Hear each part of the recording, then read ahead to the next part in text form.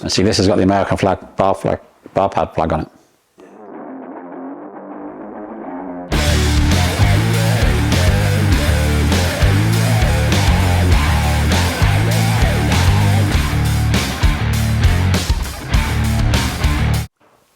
So welcome to DocWob TV again on the run up to VMXdN Foxhill. This is the last one before the weekend, so this is it. You've seen everything. You've seen the Yamahas we built, the 5 Yams, then there's the 4 Kawasaki's, and then there's this Honda CR500. So I'll give you the rundown on this one. It's a 93 CR500 built for Leon Caps. She's quite trick. It's got all the DocWob goodies on it.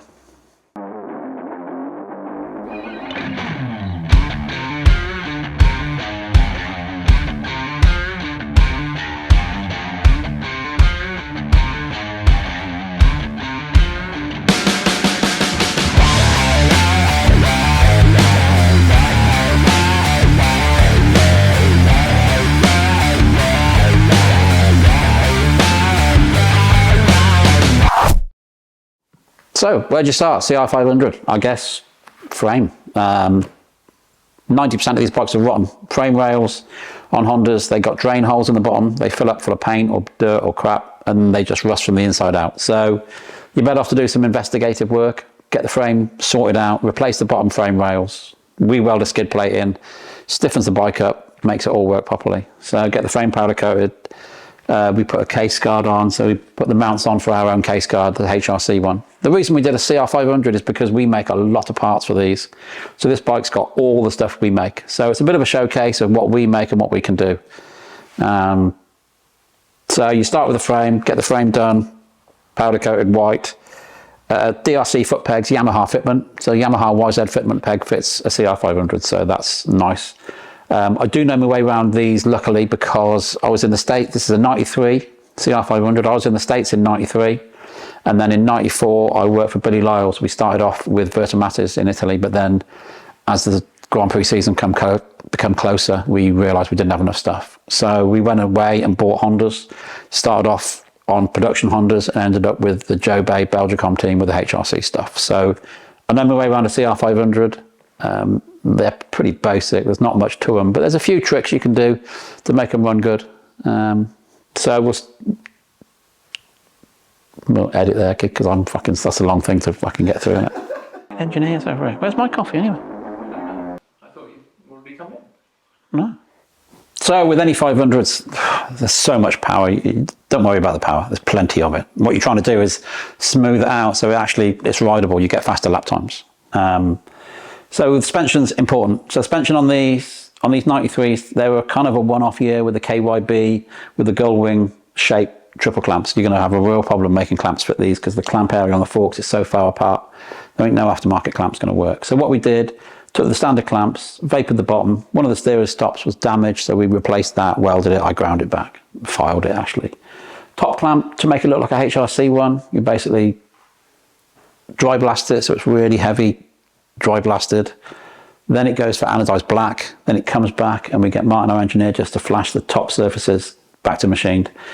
That looks pretty close like a HRC one. Our own bar mounts, because we don't want to run twin wall bars. We got bar mounts for twin walls and regular diameter. You need this thing to absorb as much vibration as possible. So the last thing you need is a super rigid handlebar. So we steer away from twin walls on a 500. Then you run our front fender brace. This is a copy of a HRC one. The fender brace we've redesigned to be a little bit thinner because the HRC one we have is too wide, hits the fork. So we just did a CAD drawing of it and reduced the dimensions by, I think, 18% on the day. So that works. This is our own translucent HRC replica front number plate. The drill positions, the older style, we've got two different styles. So then to have to make the fender bracket, we have to bend it a little bit weird to fit on the gull wing forks. It's a little bit odd.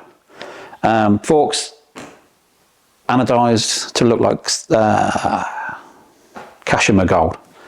It's not Kashima gold because that's crazy expensive. Anodized to look like that. Rebuilt, Cerakoted the fork feet black, our own grey fork guards, and they look pretty cool. Then you go into the wheels.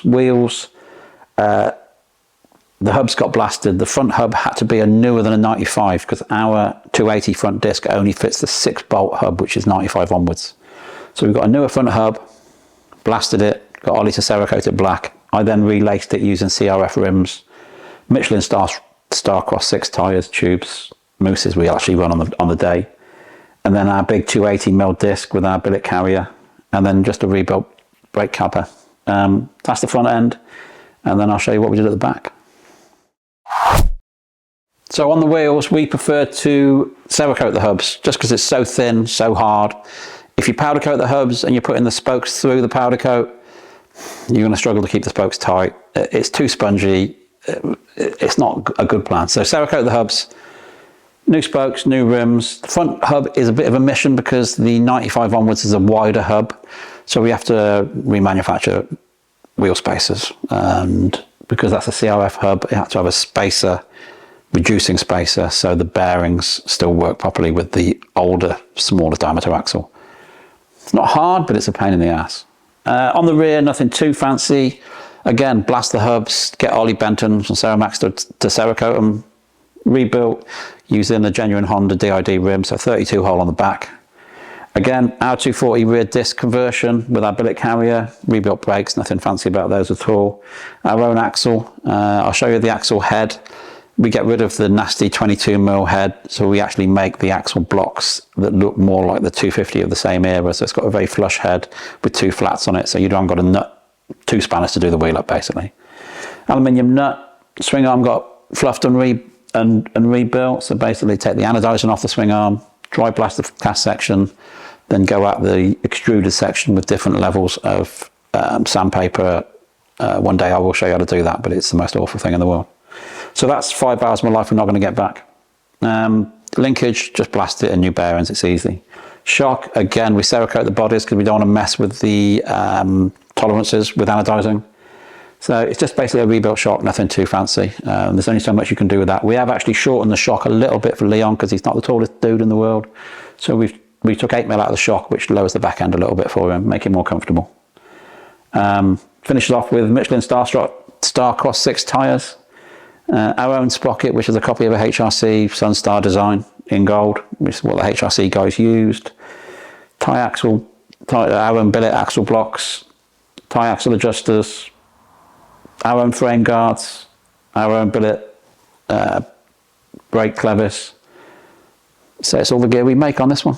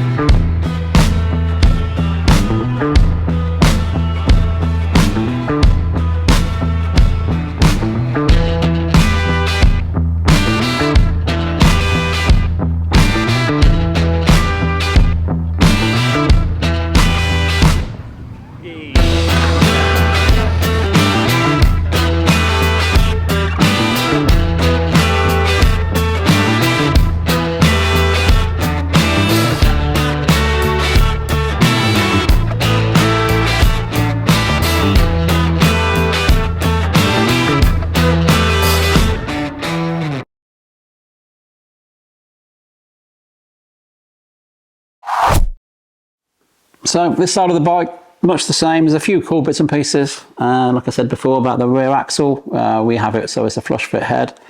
Much more modern, much more HRC looking. DRC pegs, Yamaha fitment, our own frame guards, our own HRC replica, gear lever, our own Honda Racing Sandcast clutch cases. This front case guard we make, it's a direct copy of a HRC one, and I don't know if you can see on the carburetor the T-pieces we manufacture, because on these older carbs they only had downpipes and it was a problem with the cavitation when landing off a jump. So we've got that handled, we've got that fixed. Technocell seat cover, not strictly accurate if you want to go for Jeff Stanton look, but we had it in the shelves, on the shelf, so I didn't really want to not use it. Michelin Starcross tyres, all use Synthol oils. All the genuine Honda parts come from CMS and L in Holland. Mega. Renthal stuff, so Renthal chains, Renthal bars, proper stuff. And obviously a full complement of DocWob titanium bolts. If we're good enough to win 7 World Championships, good enough for you.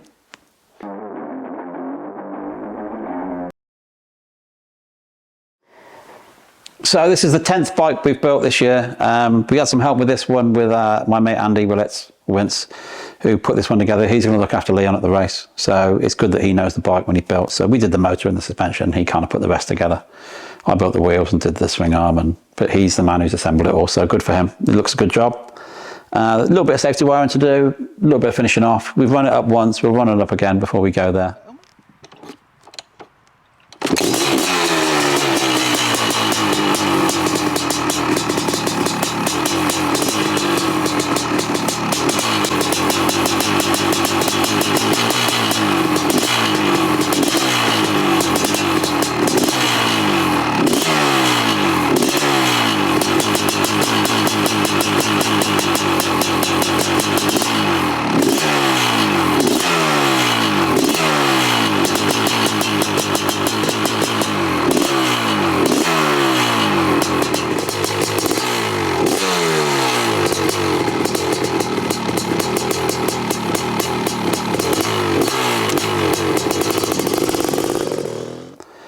But once again, this is a good showcase of everything we make. So it's got all our tie bolts, our exhaust brackets, our frame guards, case guard. Oh, you haven't seen the factory Honda replica chain guide we make, which is ever so cool. Big oversized discs, grey fork guards, translucent plates, bar mounts. We've even machined the tops of the forks to make them look less production. And because at some point in its life, somebody's took them apart with some mole grips. There's some animals out there, aren't there? But there you go. So she's cleaned up. It's a Honda 500. Everybody seems to like them. Everybody seems to love a Honda. Maybe not me so much, but they're all right. So there you go. She's done. She's HRC looking, Jeff Stanton looking. Hopefully it'll do Leon for a couple of races. So Leon's going to race Foxhill and Farley on this one. And then we might keep it, we might sell it. So if you want it, just let me know. So that's it for the end of this one. Ready for VMXdN Foxhill. We still have a few days of tinkering, but we could go racing today if we needed to. So hopefully we'll see you there. Come and see these bikes ridden in anger, and then come and have some good times. Like and subscribe to the channel. It really does help. We're going to be doing some podcasts from the event, so that's going to come on as well. But just come and say hello and tell us what we should be doing, whether it's being quiet or whether it's you want to learn about different bits and pieces. Just without you telling me, we ain't got a clue what to show you. So there we go, 10 bikes in. I could do with a week in bed, but there you go, we ain't got time for that. I'll see you there.